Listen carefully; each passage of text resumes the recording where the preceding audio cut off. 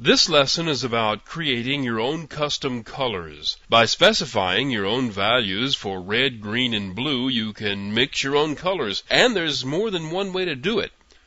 You can specify each of the red, green, and blue values as integers in the range 0 to 255. Here's an example.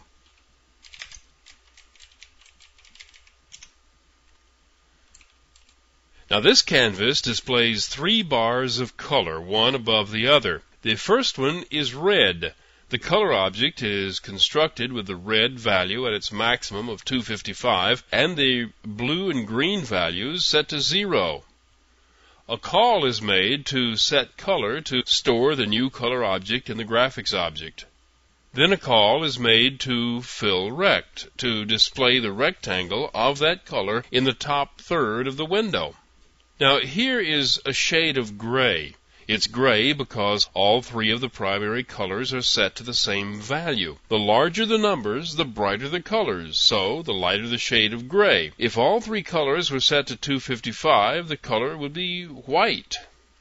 The vertical position of the bar is moved down 1/3 the height of the window, and another rectangle is displayed. Now this color is made of a mixture of the 3 primary colors. The middle number, the green number, is the larger, so the color will be mostly green. And this rectangle is displayed in the bottom third of the window. The result looks like this.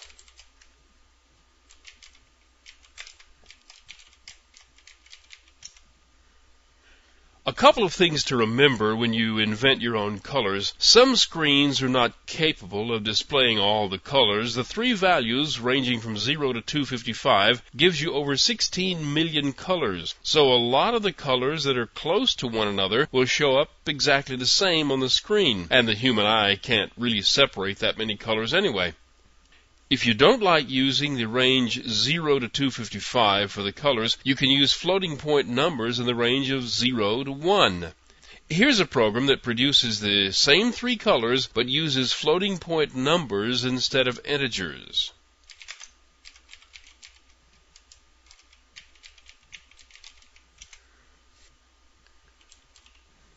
Now this program is the same as the previous one, except that the integer values have been replaced with floating point values.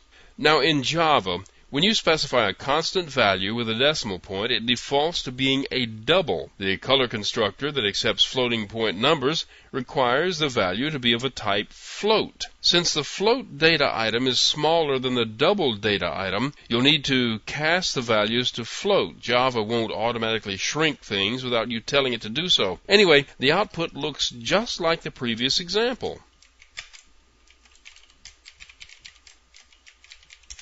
But there are even more ways to create a color.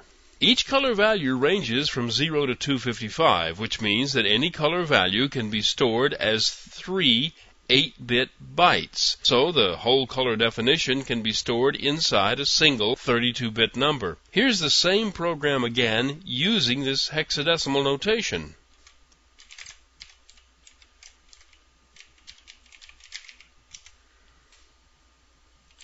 To specify a hexadecimal number in Java, you precede the value with 0x. The color values are stored in the last 3 bytes of the integer. This first byte is the alpha value, and I'll get to that in just a minute. The 3 colors are the same as those in the previous examples.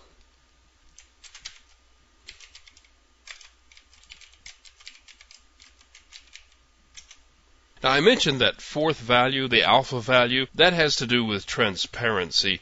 There are lots of fancy things you can do with transparency, and you can specify the alpha value using any of the forms that I'm showing you.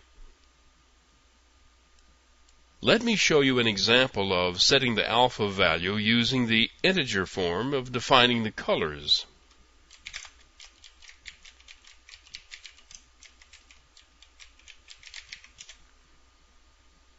This is the same as the color bars example I showed you earlier, except for 2 changes. First, a blue circle has been drawn in the window, and second, an alpha value of 200 for transparency has been included with each of the 3 colors for the bars. The window it displays looks like this.